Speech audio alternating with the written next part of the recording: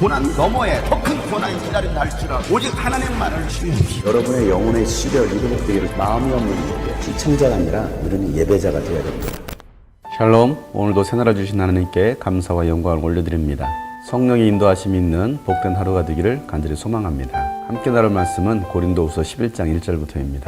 여러분은 내가 좀 어리석은 말을 하더라도 용납해 주시기 바랍니다. 꼭 나를 용납해 주십시오. 나는 하나님께서 보여주신 열렬한 관심으로 여러분을 두고 몹시 마음을 씁니다. 나는 여러분을 순결한 처녀로 그리스도께 드리려고 여러분을 한 분 남편 되실 그리스도와 약혼시켰습니다. 그러나 내가 두려워하는 것은 뱀이 그 간사한 꾀로 하와를 속인 것과 같이 여러분의 생각이 부패해서 여러분이 그리스도에 대한 진실함과 순결함을 저버리게 되지는 않을까 하는 것입니다. 어떤 사람이 와서 우리가 전하지 않은 다른 예수를 전해도 여러분은 그러한 사람을 잘도 용납합니다. 여러분은 우리에게서 받지 아니한 다른 영을 잘도 받아들이고 우리에게서 받지 아니한 다른 복음을 잘도 받아들입니다. 나는 저 거물급 사도들보다 조금도 못할 것이 없다고 생각합니다. 내가 말에는 능하지 못할는지 모르지만 지식에는 그렇지 않습니다. 우리는 이것을 모든 일에서 여러 가지로 여러분에게 나타내 보였습니다. 나는 여러분을 높이기 위하여 나 자신을 낮추었고 또 하나님의 복음을 값없이 여러분에게 전하였습니다. 그렇게 한 것이 죄라도 된다는 말입니까? 나는 여러분을 섬기기 위하여 삭슨 다른 여러 교회에서 받았습니다. 그것은 다른 교회에서 빼앗아낸 셈입니다. 내가 여러분과 같이 있는 동안에는 빈곤하였지만 여러분 가운데서 어느 누구에게도 누를 끼친 일은 없습니다. 마케도니아에서 온 교우들이 내가 필요로 하는 것을 조달해 주었습니다. 나는 모든 일에 여러분에게 짐이 되지 않으려고 했었고 앞으로도 그렇게 할 것입니다. 내 안에 있는 그리스도의 진실을 걸고 말합니다마는 아가야 지방에서는 아무도 나의 이런 자랑을 막지 못할 것입니다. 내가 왜 이렇게 한다고 생각하십니까? 내가 여러분을 사랑하지 않기 때문입니까? 내가 여러분을 사랑한다는 것은 하나님께서 알고 계십니다. 나는 지금 하고 있는 대로 앞으로도 하겠습니다. 그것은 자기네가 자랑하는 일에서 우리와 똑같은 방식으로 일을 한다는 인정을 받을 기회를 찾고 있는 사람들에게서 그러한 기회를 잘라 없애기 위함입니다. 이런 사람들은 거짓 사도요, 속이는 일꾼들이요, 그리스도의 사도로 가장하는 자들입니다. 그러나 놀랄 것은 없습니다. 사탄도 빛의 천사로 가장합니다. 그렇다면 사탄의 일꾼들이 의의 일꾼으로 가장한다고 해서 조금도 놀랄 것이 없습니다. 그들의 마지막은 그들이 행한 대로 될 것입니다.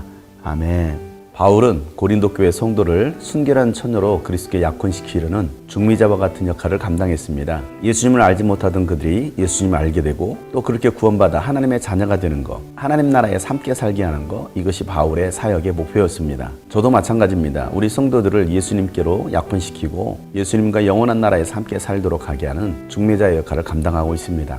그래도 한 가지 염려하는 것은 우리 성도들이 미혹되어서 그리스도와 멀어지지는 않을까, 그리스도에 대한 진실함과 순결함을 저버리지는 않을까 염려하는 것입니다. 뱀이 하와를 꾀인 것처럼 성도들의 생각을 부패하게 해서 그리스도와 멀어지게 하진 않을까 걱정하는 것입니다. 바울이 고린도 교회 성도들을 향한 염려가 바로 이와 같은 것이었습니다. 이 고린도 교회에 거짓 교사들, 거짓 사도들이 들어와서 바울이 전했던 예수 그리스도의 복음이 아닌 가짜 복음, 다른 예수를 전했습니다. 그랬을 때 그들은 쉽게 바울이 전했던 복음을 버리고 다른 복음을 받아들인 것입니다. 거짓 사도들은 베드로와 같은 12사도만이 예수님의 사도라고 했습니다. 말을 잘 하지도 못했던 바울은 사도가 아니기 때문에 그가 전하는 메시지는 진리가 아니라고 미혹했던 것입니다. 그런 말을 고린도 교회 성도들은 쉽게 받아들였습니다. 바울은 말을 잘 하지 못했던 것 같습니다. 바울 스스로도 나는 말에는 능하지 못하지만 지식은 많은 사람이다 라고 말을 하고 있습니다. 바울은 고린도 교회 성도들을 높이기 위해서 스스로 낮아진 사람이었습니다. 또 복음의 걸림돌이 되지 않으려고 고린도 교회로부터 사례비를 받을 수 있었지만 그 사례비조차도 받지 않았습니다. 그리고 다른 교회들로부터 선교 후원을 받아서 고린도 교회에서 사역했던 것입니다. 고린도 교회에서 사역하는 동안 바울은 빈곤에 처하기도 했습니다.